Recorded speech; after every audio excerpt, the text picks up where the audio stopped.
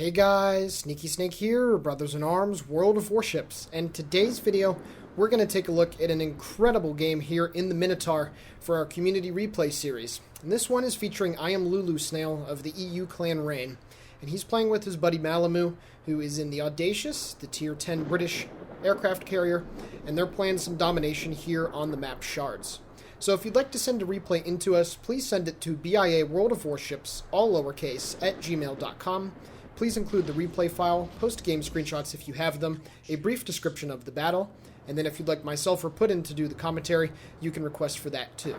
So, I know that I've kind of been away again. I'm just trying to finish the semester on a high note. I'm doing good in all my classes, and I just want to get through the next couple of weeks. So that's why I really haven't been doing much content at all. Puddin has, for the most part, been doing everything for the past few weeks. So, Puddin, thank you for that. And I'm sorry, guys, but I just want to finish this semester out on a good note, and then I will have all summer to get back to my normal schedule in terms of uploading videos 2 to 3 times a week along with Puddin. So, thanks for your patience. I know that it might be annoying for those of you out there that are fans of mine, but hey, it's okay. Puddin makes good content too, so hopefully you've been enjoying his stuff in the meantime. Now, this replay that you're going to see today, well, it's not the highest damage Minotaur game that I've ever seen, but in terms of the amount of ridiculousness that goes on, especially in the later stages of the game, this one is definitely at the top, for me at least. And I Am Lulu Snail. He's a pretty well-known player on EU. The Rain clan in particular, they're just a really good group of players and dudes, and I would expect nothing less from a player of Lulu's caliber, one of the best players on the EU server. But when I saw this replay, I was even pretty impressed, and his gameplay is always pretty stellar. So, yeah, this replay you guys are definitely going to enjoy, so sit back and relax. Definitely get something, some food to munch on, a drink, because you're going to enjoy about the next 15 minutes or so. So he's going to go into the B cap here at the very beginning of the game. Now, it's a very aggressive move. However, looking at the minimap, it's actually not a bad idea. There are only 2 enemy destroyers, and one of them, the Shimakaze, has been last spotted moving due north in D5, so that's good. So he's actually going to go get onto this B cap very early. Now, the Minotaur does have excellent stealth at 9.1 kilometers, so you can get away with doing kind of risky plays like this. If I were driving British light cruisers, I am generally not this aggressive, at least at the very beginning of the game, but you can see that Lulu does have access to smoke, so whenever he does need to go concealed, he can certainly do that at a moment's notice. And now with the enemy Jutland spotted to the northwest of the sea cap, there's hardly anything within, I guess, 13 kilometers of his position, so he's easily going to be able to get this cap for his team, unless, of course, the enemy carrier were to come over and spot him, but he's already done about half of the cap for his team, so he's going to be fine. And he's going to get himself into a very, very aggressive position early on in this game. Now, his particular build, his reload is a little over 3 seconds, so he does not have main battery modification 3, and his range is only 15.8 kilometers, so he does not have the range mod, of course. So I would imagine that he's probably going with a full AA spec, including the equipment as well, not just the captain's skills. And the Minotaur, even through the carrier rework, is still a very potent AA ship, albeit it has lost a little bit of its luster, but nonetheless, it's still a ship that you need to be very careful around. Now, as he picks up the solo base cap, he decides to smoke up and start farming ships that are within his range. The Yamato was moving to the northeast, so we got some shots there at him, and he gets detected very, very briefly. Now, that enemy Donskoy was about 14 kilometers away when he went undetected, so we know that pretty much that's the only guy that's within radar range of him, so it has to be the Donskoy. And he also decided to use his hydroacoustic after he put up his smoke screen, so he's going to be able to dodge those torpedoes pretty easily. One good trait that you'll find with British light cruiser players is that if they are running smoke, they're going to cycle their smoke and their hydroacoustic very well, so that they're going to be able to have both of them active at the same time. So you're definitely going to see that throughout this replay. He's getting some more shots now at the enemy Republique, who is going in reverse, and you can see that incredible damage, 6,300 with the very first salvo that hit. These British light cruiser AP rounds have the very short fuse times, so whenever they do hit the superstructure, they really dig in and bite and they're able to get those nice solid penetrations. And you're going to see that here against the Donskoy as well. The Donskoy has a sluggish turning circle. He tries to turn into dodge, but a good salvo right into the superstructure. Well over 7,000 points of damage off of that opening salvo. So yeah, you have to be very careful. And considering that the Minotaur has this kind of a reload, if you do come under sustained fire from one of these bad boys, you really need to get undetected or find some hard cover quickly, because your hit points are going to go away very, very fast. Now, at 14 kilometers, he does spot a Neptune that is making the turn to the right, so hopefully if his aim is high enough, he will be able to get some nice shells right into the side of that Tier 9 British light cruiser. Unfortunately, you can see some of the shells are landing just a little bit short of the target, but have you noticed, it doesn't matter what range, it doesn't matter what ship, he is always trying to find a target to constantly shoot at. And if you're able to harass like this in your British light cruisers, then you're doing it well. As long as you can get to those positions where you're going to be able to shoot from stealth or from behind islands, you need to keep the trigger going pretty much non-stop, unless you really do need to get undetected. Now, the reason why he did so right there was because he realized that maybe the Donskoy was going to come back and get within radar range again, but also being out in the open there, you can see that the enemy team is pushing through the sea cap, so he's going to feint over towards this side of the map and try to head off the attack that is definitely going to be coming. That Dimitri Donskoy up there is completely dead. There's nothing that he's going to be able to do to get out of there. So Lulu knows that the enemy team is going to be pushing very heavily through this side of the map. Now, if you're also wondering why he's been constantly looking up to the north, simply because there's a Yamato that's sitting at B7-ish that's definitely looking this way. So he wants to look over there and see if there's any shells coming in. Again, that's a very, I guess, underrated thing. There's nothing wrong with peeking down range for a second just to see if there are shells coming your way, because sometimes I'm guilty of it. I don't check. I just assume that maybe the ship that's in question did not shoot at me, and then all of a sudden you're eating a lot of damage, and you would have been able to mitigate that by just taking a really quick peek. Now, he does get some shots at the enemy Jutland before he goes behind the island, and he did get a few penetrating hits, but unfortunately he's not going to be able to kill off that destroyer just yet. And you can see that the enemy team is now definitely, they wiped the floor with all the friendly ships that went up there. For some reason, his friendly Shimakaze decided to run up into the sea cap with all those ships there. I really have no idea what that was all about, but hey, it is random battles at the end of the day.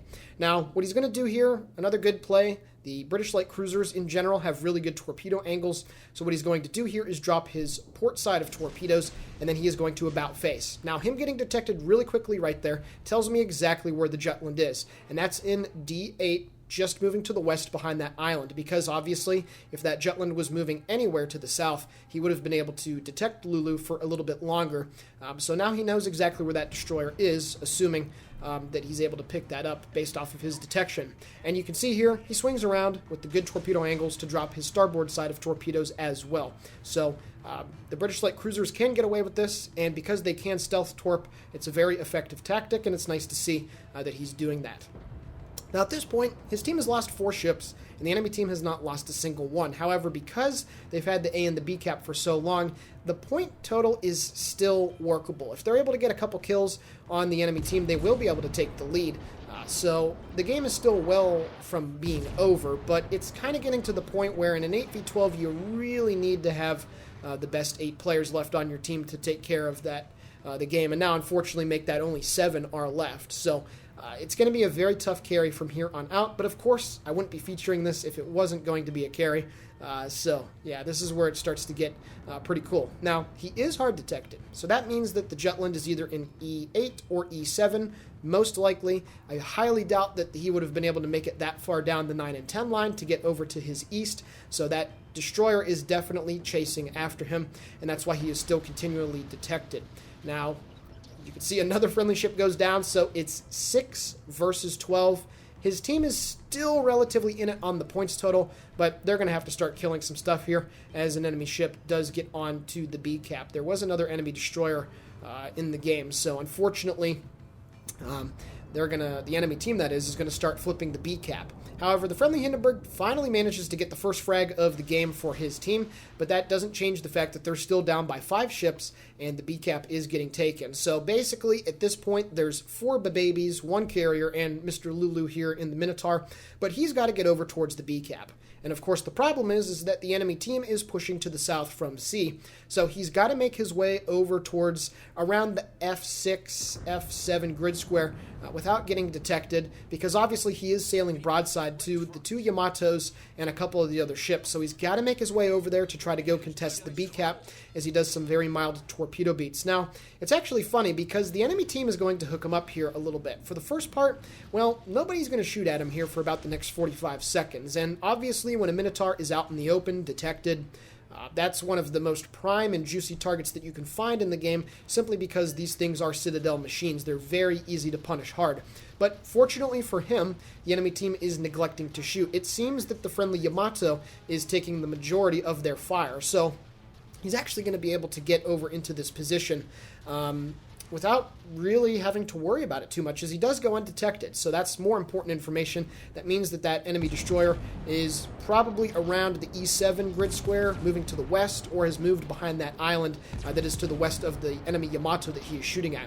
Now, unfortunately, he is getting radared. You can see that the Donskoy is radaring him, and he does have incoming fire alert, which is a very good skill to have on your British light cruisers, because it does let you know when somebody is popping rounds downrange at you. He decided to turn full broadside to try to get his guns to bear on the Shima. Some bad Kerfurst dispersion comes in, but of course, the one shell that does hit is a Citadel, so he has to use his first heal of the game.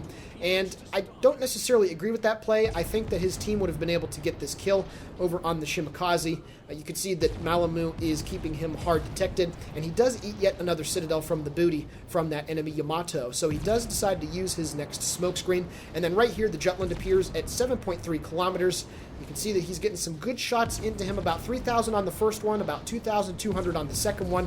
More blind fire is now going downrange. That guy's at less than 1,000 hit points, but somehow his aim is a little bit too high right here. I was very surprised when I watched this one back. I figured that he was blind firing very, very well, but unfortunately the destroyer does not die. However, he does have his hydroacoustic up, so now he's going to go in reverse and start to angle towards the last reported position, as the Kerfurst does manage to take out the Shimakaze. So they've turned a 6 versus 12 into a 5 versus 9, so it's still doable, but there are a lot of enemy ships that still have a considerable amount of hit points, and the Chief being among them, this enemy Yamato. Now this is where the Minotaur is in its favorite situation. He's only about 6 kilometers away, but he's still able to shoot all of his guns over the shoulder at the enemy ship, and he is not detected. Now notice where he's aiming. He pumped a bunch of salvos into the bow, farmed about 18,000 points of damage, and now he's shooting at the very stern. 5228 or 5280 on the first 2 salvos, 4,200, milking all of the damage that you can out of the bow and the stern, especially at close range, is a very easy way to be able to rack up a very large amount of damage very, very quickly. And he also manages to land 2 torpedoes on target too. So that Yamato lost over half of his hit points in, I don't know, maybe 30 seconds from when Lulu decided to open up. So you can see just how potent the Minotaur can be if it's able to use all of its firepower, including the torpedoes. Now, as he's making his turn to starboard, the enemy Minotaur is actually going to come around the corner at 6.7 kilometers, so he will be able to get the first couple salvos off before that Minotaur can react. And now you're going to see a pretty good example of how to properly angle in a Minotaur. You can see that he turns in and only eats about 2,000 points of damage, but he is able to use all of his guns and still shoot at the guy while remaining at a very good angle for his return fire. Now you can see that he's not able to Citadel the enemy Minotaur at this angle, but he's able to get some pretty decent shots up into his superstructure.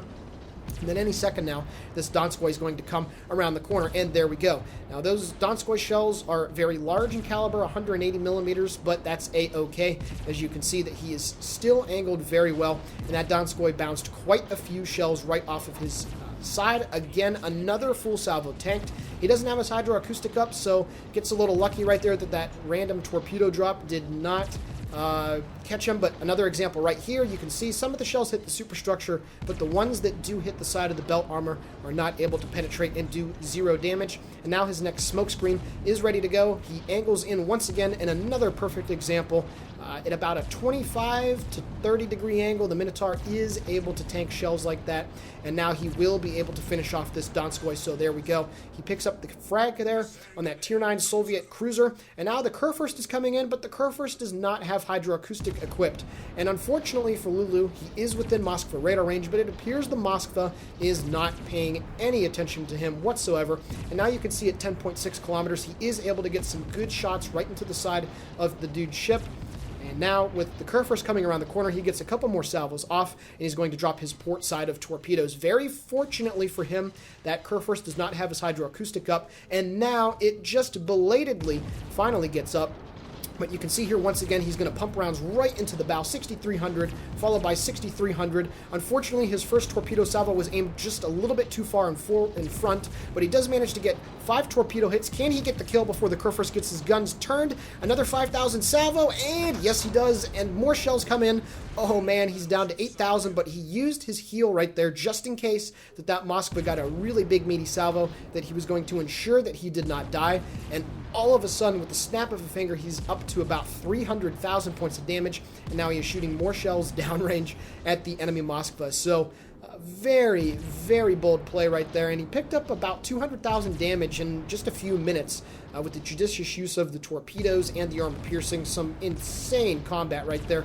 Unfortunately for the Kurfürst, it appeared that his guns were on target right at the very end, but maybe he wasn't reloaded because his guns were pointing right at his waterline, but my guess is that he was maybe a couple seconds away from being able to finish off the snail man, but he does not do so. So now Lulu is making this Moskva pay for the error of his ways because he did not try to use his radar and to hunt him down when he was trapped here in the corner a couple minutes ago. And now this is honestly some funny stuff because nothing is more frustrating than being on the receiving end of long-range Minotaur fire. All of those shells just coming, and there's nothing that you can do about it, and they just prick you right there on the superstructure. And then Malamu gets the torpedo drop on him, so he finishes off the Moskva, which is great, and all of a sudden, a 6 versus 12 has been turned into a 4 versus 2. So yeah, some hard carrying right here from Malamu and Lulu Snail. And of course, his friendlies, especially the Kurfürst over there, doing just enough, the Conqueror doing just enough to stay alive to be able to make this situation possible. Now you can see that the Audacious was last detected around the C6 grid square moving to the east. So as he is getting ready to cap the B cap for the second time in this game, he is going to go on an intercept course to try and hunt down that British carrier. So yeah, some crazy stuff throughout this game. The enemy Yamato is also over at F10, running away from Malamu's dive bombers, so he doesn't have to worry about that guy, and he's just going to go try to hunt down this carrier and win the game for his team. So, excuse me. Yeah, that was pretty sweet. That was some insane close quarters combat, and you saw when he was angling towards the shells how calm he was. He was gently moving the rudder to open up his broadside, shoot his salvos, knowing the reload of those ships, and then angling just enough to be able to bounce the returning armor-piercing fire. Some very good and delicate maneuvers with the A and the D keys, and that's something that, you know, as a really good player myself, I appreciate because it's a lot harder than it looks. Lulu made it look very easy here, but I promise you it is a lot harder than it looks, and over-angling just by 1 degree in the Minotaur, and you're going to be eating citadels and getting killed very quickly. Now, this is probably the sweetest part of the replay. Nothing is better, especially after the rework, when coming across a full health carrier at the end of the game. Actually, the first couple salvos are a little bit lackluster, but then once he finds the range, you can get citadels on these British aircraft carriers, and with the reload of the Minotaur, he should be able to get the kill. He does eat a torpedo onto the stern, and there are rocket planes coming in, so he decides to use his heal just in case this guy gets like a 7k salvo. He will be able to get some hit points back. More citadels on the carrier. Here comes the rocket strike. He gets taken down to 2,000 hit points, but his heal is still going strong, and his last salvo manages to kill the Audacious. He's still down to 3,600 hit points, and his heal is ran out, so this Audacious could potentially get the kill on him. Is it going to happen? We'll see here. More planes, and no. And that ends the game here in the Minotaur. Alrighty guys, taking a look at the post-battle results, 947,000 credits received, 17,100 total experience earned. I'd imagine this was his first win of the day. He picked up Confederate, Dreadnought, and High Caliber, dealing 366,000 points of damage off of only 597 target hits with the shells and 7 torpedoes. He shot down 31 planes, had 3 frags, 9 citadels, and 2 solo base caps. Taking a look at the team score, you guys ready? Oh yeah, 4,083 base XP. That is some insane stuff. And then Malamu and the Audacious, 3 frags himself with 13 planes. And then that Kerfurst, who had a pretty good game as well with another 3 frags and 13 planes shot down. So Junior, props to you. You had a really good game. But clearly the power of the Snail Man and Malamu taking care of business here. That was pretty insane. Down 6 ships to 12, and they managed to pull it back with some incredible Minotaur play. Lulu, thanks for sending me this replay. I pardon about the prior replay that you sent me with the replay file getting corrupt, but thanks for throwing this up here for me to commentate on. This was a pleasure, and certainly to you guys out there watching, I hope you enjoyed this replay as well. So with that being said, this is the Sneaky Snake for BIA World of Warships signing off. Guys and gals, as always, have a great day.